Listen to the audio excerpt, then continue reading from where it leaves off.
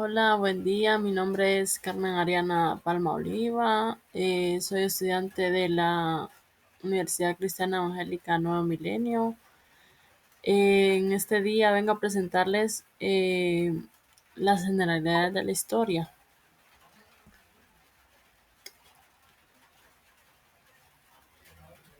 Como primer punto tenemos qué son las generalidades de la historia. Son los aspectos básicos y fundamentales que nos permiten entender qué es la historia, cómo se estudia y cuál es su propósito.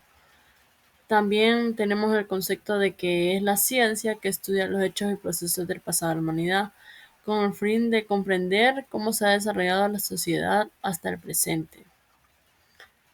Tenemos dos tipos de fuentes. La primera sería las fuentes directas, que comprenden aquellos elementos originales elaborados con el fin de proporcionarnos información acerca de hechos relevantes vividos por un grupo humano. Y la otra fuente sería fuentes indirectas. Son aquellas que sin tener la finalidad de proporcionar, información son útiles para comprender algunas características de los pueblos que se estudian.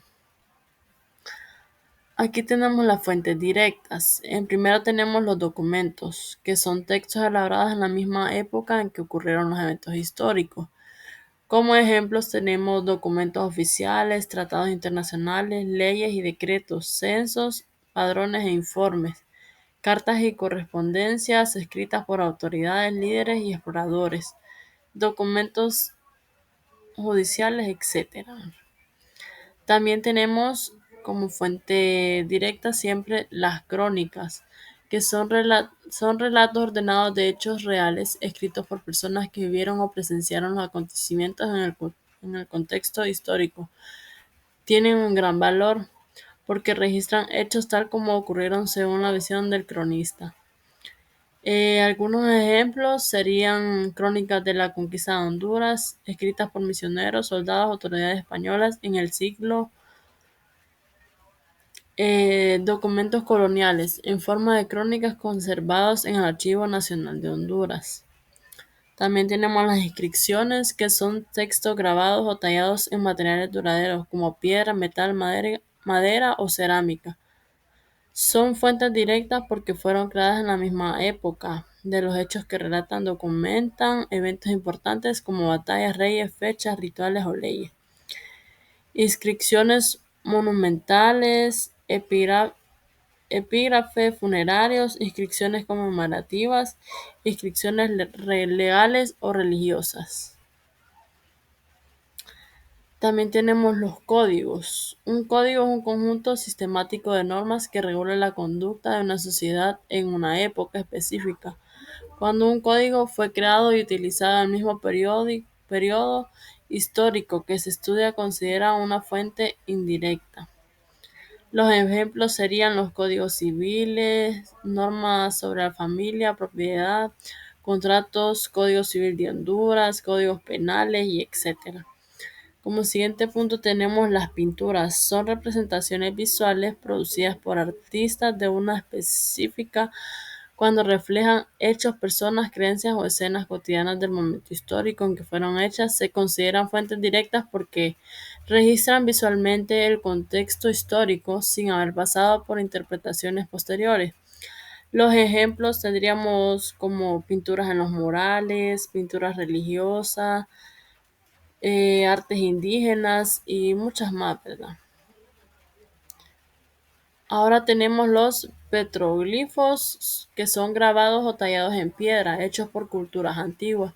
Representan símbolos, figuras humanas, animales, escenas cotidianas o rituales.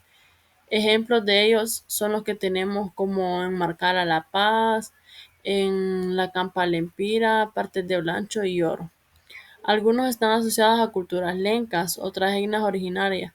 Muestran espirales, rostros, soles, animales o símbolos abstractos, posiblemente con significados espirituales o calendáricos. Tenemos los geoglifos también, que son diseños trazados en el suelo. La gran escala se hacen quitando capas superficiales del terreno o usando piedras para formar dibujos. Los ejemplos que tenemos en Honduras son pocos. son más que todos los que existen en Perú, pero existen los geoglifos rituales también. Como siguiente punto tenemos las fuentes indirectas, que en este caso serían los edificios. No narran directamente los hechos, pero a través de su diseño, materiales y ubicación nos dan pistas sobre la organización social y política, las creencias religiosas, la tecnología y conocimientos de construcción. Algunos ejemplos son los que tenemos en Copán, que son los templos, los altares que son por religión. En Comayagua tenemos iglesias coloniales, evangelización y poder religioso español. En Yarumela, Valle de Comayagua, montículos y centros cívicos. Y pues tenemos muchos más. También tenemos los utensilios, que son objetos fabricados y utilizados por las personas en su vida diaria, que en este caso serían las vasijas y figurillas de Copán y sitios lencas, metates a mano y moler encontrados en Yarmela y La Campa. Tenemos cerámicas pintadas o talladas de los pueblos mayas, lencas, tolupanes y pech. Seguimos al último punto, que serían los restos fósiles, armas y herramientas. Estas no contienen información escrita o explícita, por eso son fuentes indirectas.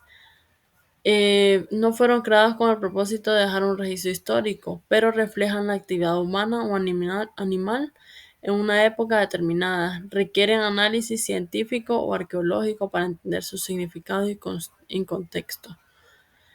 Un ejemplo de ello serían los restos fósiles de humanos. Aquí tenemos una imagen de un animal también, cazado por comunidades prehistóricas. También tenemos los ejemplos como las armas antiguas, puntas de obsidiana halladas en yacimientos mayas o lencas. También tenemos las herramientas que son metates de piedra para moler maíz, usados por pueblos lencas y mayas. Y esta sería toda mi presentación. Muchas gracias.